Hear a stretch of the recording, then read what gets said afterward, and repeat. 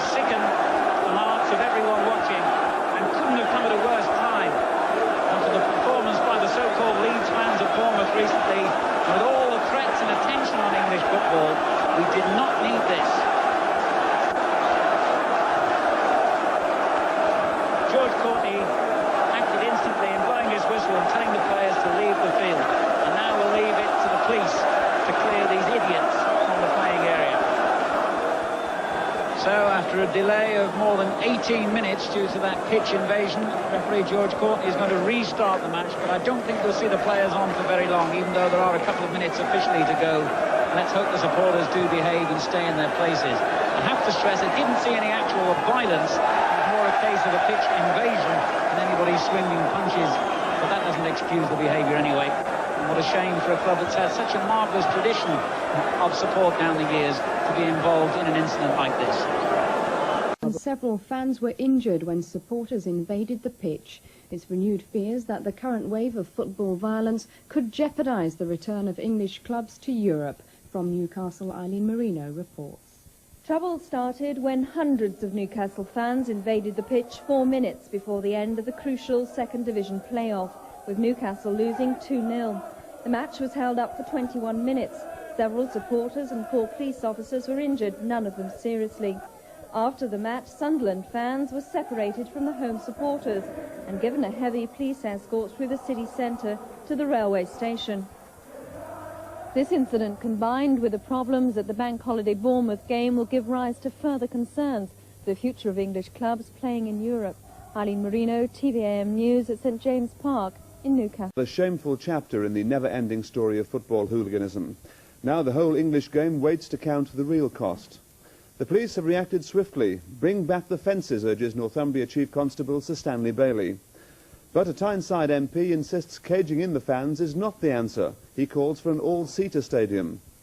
Newcastle chairman Gordon McKeeve talks of the club's night of shame as United's First Division dream collapses. But Newcastle could be condemned to more than another season in the Second Division. With English football on trial, the club must wait for an FA backlash. Roger Thames was at the match. Perhaps the biggest condemnation of last night's disgraceful scenes is that many people weren't even surprised when the fans invaded. The prize of First Division football was so great it had ruthlessly exposed every worst aspect of one of football's fiercest rivalries. Even before the kick-off, the atmosphere was right on that dangerous borderline between passion and hatred. Once Sunderland scored and Newcastle were chasing their football destiny, many genuine fans must have feared the worst. With just a few minutes left on the clock, United fans still hoped their side could draw level and take the game into extra time. But when Gabbiadini and Gates combined well on the edge of the area to set up Sunderland's second goal, it was like watching a powder keg explode. They poured onto the pitch from the notorious corner of the Gallagher end. Their intention was clear. They wanted to stop the game and get the match abandoned. They succeeded in their first mission, with referee George Courtney being forced to take the players off the pitch. But hundreds of police officers then put their contingency plans into operation. They had to play a waiting game, but there was never any question of abandoning this semi-final. Similarly, there was never any question of the United fans trying to reach the Roker supporters. The excellent police work would have prevented it in any case, but they were content to cause mayhem in one section of the ground. Time and time again they surged onto the pitch, but they were met by police and stewards, and they knew they were fighting a losing battle. There were several casualties, including 9 policemen. One is still in hospital with lacerations to his eyeball. 58 United fans were arrested and 17 more were thrown out of the ground, but Mr. Courtney managed to restart the match after an 18-minute delay, and then they played out the last few seconds. He couldn't stop the invasion, but he made sure justice was done. When that final whistle went, there was only one hiding place: down the tunnel. Last night's incident would have been impossible 13 months ago when St James's Park was surrounded by fencing. But after the Hillsborough disaster, the City Council, against the wishes of the club and police, ordered the fences to be pulled down. That left the pitch open to another invasion. Now the police are to send an urgent request to the council asking for the fences to be reinstated. But if fences had been there last night, Stewards would have been on the gates. If there'd been any sign of crushing, then that sort of plan would have been put into operation. What it would have prevented it would have prevented the mass of spectators getting onto the pitch. There's no way that any line of policemen can prevent that happening simply by standing along the track. You need something to deter the spectators in the first place, and the fencing certainly, in our view, would have done that. The City Council say they will continue their policy of monitoring both crowd control and crowd safety. They thought last night presented a crowd control problem, which the police dealt with perfectly. But until they receive the Chief Constable's letter, they cannot comment on the re-erection of fences. But local MP Doug Henderson, who was at the match, firmly believes they will not solve the problem. I'd be very opposed to that. I think the evidence that was submitted to the Taylor report quite clearly confirmed that fences are very dangerous if there's a crush, and I think that must be rejected. We have to look at other means. The long-term aim must be to get rid of the hooligans out of the grounds and away from football. But I'm not naive enough to believe that that can be done overnight. And we've got to take firm action in the short term to protect not only the game and the name of the game, but to protect the name of Newcastle in our case. And we've got to rebuild an image to show the rest of the country, and indeed the rest of the world, that Newcastle is a decent place to live and work.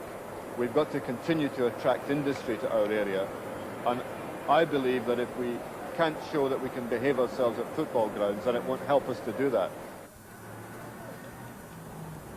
After the match, the hooligans vented their spite on the centre of Newcastle. Windows in shops, building societies and banks were smashed by gangs of vandals.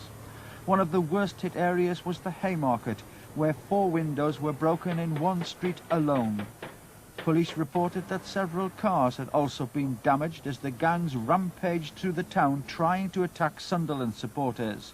However, the visitors were escorted safely out of town with no clashes reported. While the majority of sane fans made for the safety of home to either commiserate or celebrate, the players and management of both clubs were left to deal with their own conflicting emotions. The crowd trouble had cast a black and white shadow over Sunderland's moment of triumph. For Newcastle, the feelings were twice as bleak. I feel very sad that a season that promised so much from a playing point of view, and a season during which the fans have behaved so well after the fences have been taken down, has finished on this note.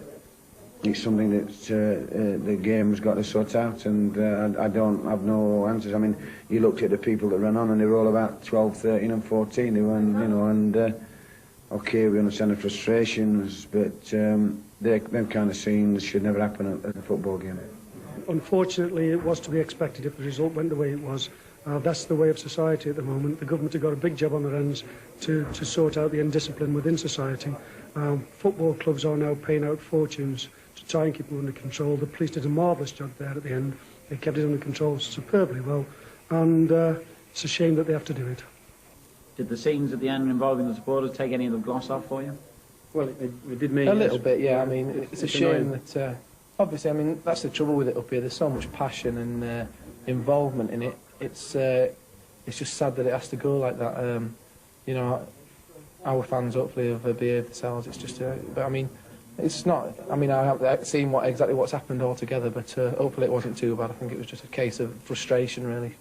One hoped that we would be able to get through the evening without trouble of any sort, and it's a grave disappointment to everybody that it proved not to be so.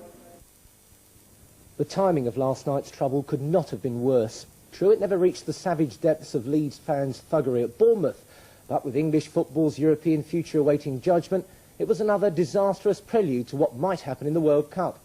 The much criticised Minister for Sport, Colin Moynihan, refused to comment till he'd seen official reports. But one of his spokesmen could only limply describe the fans' invasion as rather regrettable. One of Mr Moynihan's more senior colleagues was in the region today. Environment Minister Chris Patton gave us this reaction. Well, I think everybody must have been extremely saddened by what happened on the pitch. And obviously all our sympathies go out to those police officers who were hurt, particularly the police officer who got badly hurt in the eye. I very much hope that they make a full and rapid recovery. What effect will this have on attempts to re-enter the European football scene?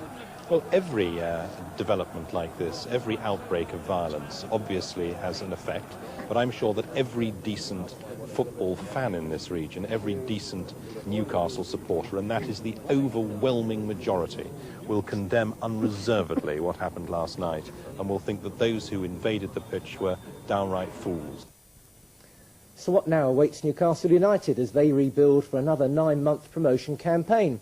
Of course, this isn't the first pitch invasion at St James Park. 16 years ago, fans broke out of the old Lees' End and stopped play just after Nottingham Forest had taken a 3-1 lead in an FA Cup quarter-final. Newcastle went on to win 4-3 when play resumed, but the result was declared void and the game replayed. It was perhaps this legend of disgrace that inspired a new generation of hooligans. On that occasion, United were made to play next season's home cup ties on their opponent's ground. The FA won't act until they receive reports from referee George Courtney and the police. But what might they do? Make Newcastle play on a neutral ground? Shut down the Gallagher end?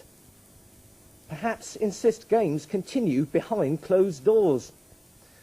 With UEFA watching, Newcastle must pay the price of what the continent calls the English disease.